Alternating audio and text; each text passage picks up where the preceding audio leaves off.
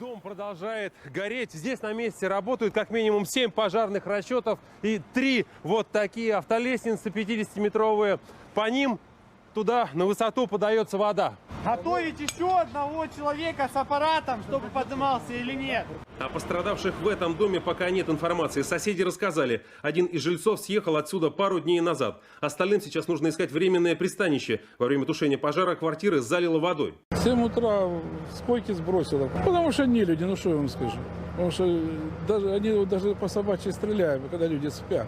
Еще один мирный объект, который попал под удар — кафедральный собор.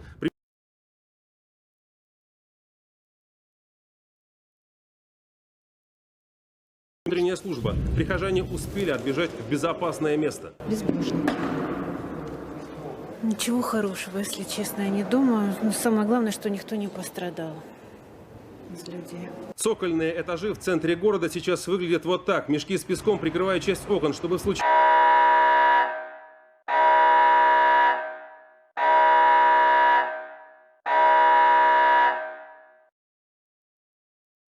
Уважаемые граждане, в связи с недавним массированным обстрелом Запорожской АЭС и города Энергодар, одна из ракет, выпущенных вооруженными силами Украины, попала в хранилище радиоактивных отходов на территории ЗАЭС, вызвав утечку радиации. Указом Запорожской военно-гражданской администрации номер 132 начинается немедленная эвакуация жителей близлежащих территорий от Запорожской АЭС и города Энергодар. Городской транспорт начнет эвакуацию в 16:30 по московскому времени. Соберите с собой 3-дневный запас еды и воды, документы, сменную одежду, деньги, мобильный телефон, портативные аккумуляторы и средства личной гигиены. Если вы эвакуируетесь на собственном транспорте, соблюдайте правила дорожного движения.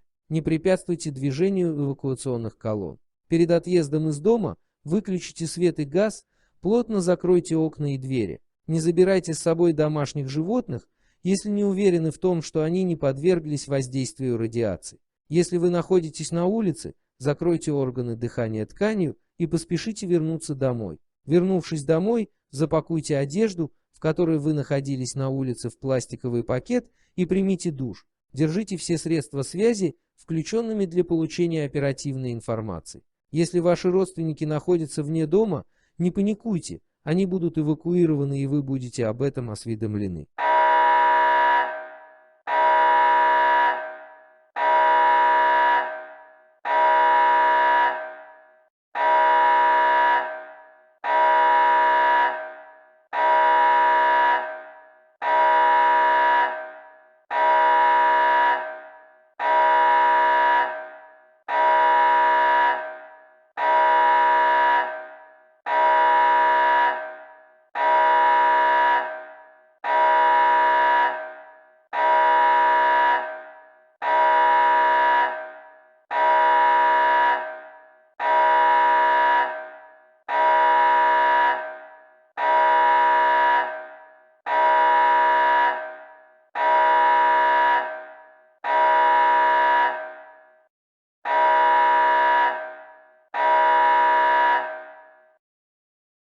Была получена новая информация про эвакуацию. Вокруг Запорожской АЭС была объявлена 50-километровая зона отчуждения. Эвакуация из городов Энергодар и Днепрорудня начинается.